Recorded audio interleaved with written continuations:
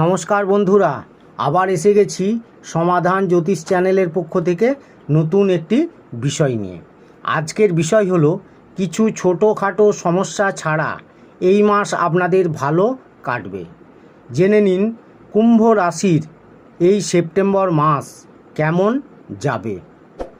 বিস্তারিত আলোচনা করব। তার আগে বলি, আমার চ্যানেলে নতুন যারা দেখছেন সাবস্ক্রাইব করে ফেলুন এবং পাশে থাকা বেলটি বাজিয়ে দেবেন, কারণ আগামী দিনে এই রকম ধরনের নতুন নতুন তথ্য সবার আগে আপনাদের কাছে পৌঁছে যাবে। তাহলে ভিডিওটি প্রথম থেকে শেষ পর্যন্ত দেখতে থাকুন। এই মাসে উল্লেখযোগ্য ব্যক্তিগত এবং পেশাদারি কাজ আপনাদের বৃদ্ধি পাবে। অগ্রগতির সুযোগগুলি আপনাকে নিজের মতো করে কাজগুলি করতে হবে এবং সেই কাজে আপনি সম্পন্ন হবেন এই মাসে। আর্থিক স্থিতিশীলতা বিচক্ষণ পরিকল্পনার মাধ্যমে অর্জন করতে পারবেন। এই মাসে সুষম আহার গ্রহণ করুন এবং স্বাস্থ্যকে ঠিক রাখার চেষ্টা করুন। এবারে আলোচনা করব বিস্তারিতভাবে। প্রথমে বলবো আপনাদের কেরিয়ারের দিক। কেরিয়ারের সম্ভাবনাগুলি এই মাসে পূর্ণ হবে। বৃদ্ধি ও অগ্রগতির জন্য নতুন সুযোগ নিজেকে উপস্থাপন করতে হবে। আপনার দক্ষতা প্রদর্শনে সক্রিয় হন এবং আপনার কেরিয়ারের লক্ষ্যগুলির সাথে সামঞ্জস্যপূর্ণ প্রকল্পগুলিতে উদ্যোগ নিন।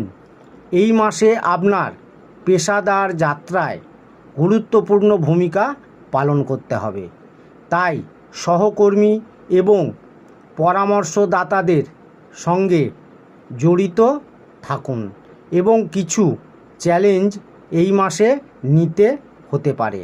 কিছু কিছু জিনিস আপনি নেগেটিভ ভাবতে পারেন, কিন্তু সেই চিন্তাভাবনা পাল্টান। কঠোর পরিশ্রমের দিকে মনোনিবেশ করুন এবং সেখান থেকেই আপনি অবশ্যই ফল পাবেন।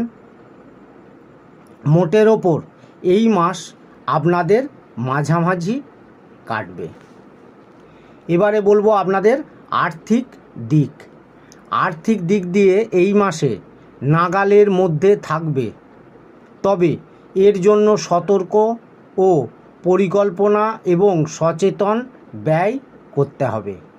আবেগপ্রবণ কেনাকাটা এড়িয়ে চলুন এবং ভবিষ্যতের প্রয়োজনের জন্য সঞ্চয় করার দিকে মনোনিবেশ করুন। শিক্ষা বা দক্ষতা উন্নয়নে বিনিয়োগ দীর্ঘমেয়াদী সুফল পেতে পারেন। আপনার আর্থিক সুরক্ষা বাড়ানোর জন্য নতুন আয়ের সুযোগ পাবেন, যেমন ফিনান্সের কাজ বা পার্শ্ব প্রকল্পগুলির সন্ধান করুন। আপনার বাজেটের ওপর নিবিড় নজর রাখুন এবং নতুন কিছু সিদ্ধান্ত নেওয়ার আগে একজন আর্থিক উপদেষ্টার সাথে পরামর্শ করার কথা বিবেচনা করুন। এবারে বলবো আপনাদের স্বাস্থ্যের দিক। আপনার স্বাস্থ্য এই মাসে প্রায় একই রকম থাকবে। আপনার রুটিনে নিয়মিত অনুশীলন এবং পুষ্টিকর খাদ্য অন্তর্ভুক্ত করে নিজের শরীরকে ঠিক রাখার চেষ্টা করুন। স্ট্রেস ম্যানেজমেন্ট অত্যন্ত গুরুত্বপূর্ণ, তাই মানসিক সুস্থতা বজায় রাখতে যোগব্যায়াম করুন। যে কোনো ছোটোখাটো অসুস্থতার দিকে মনোযোগ দিন এবং জটিলতা থেকে এড়াতে তাৎক্ষণিকভাবে তাদের সমাধান করুন। পর্যাপ্ত বিশ্রাম আপনাকে পুরো মাস জুড়ে উৎসাহী এবং মনোনিবেশ করতে সহায়তা করবে। আপনার শরীরের কথা শুনুন। কিছু ছোটোখাটো সমস্যা ছাড়া মোটের ওপর এই মাসে আপনার শরীর ঠিক থাকবে। এবারে বলবো আপনাদের প্রেম ও দাম্পত্য জীবন। এই মাসে আপনাদের প্রেম জীবনে একটা ইতিবাচক পরিণাম থাকবে। আপনি যদি অবিবাহিত হন তবে নতুন কিছু যোগাযোগ আসবে আপনাদের সামনে।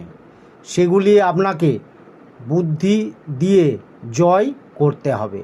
তাই খোলা হৃদয় রাখুন। সম্পর্কের মধ্যে যারা আছেন তাদের জন্য আপনার বন্ধনকে আরও গভীর করার এবং দীর্ঘস্থায়ী সমস্যাগুলি সমাধান করার জন্য এটি উপযুক্ত সময়।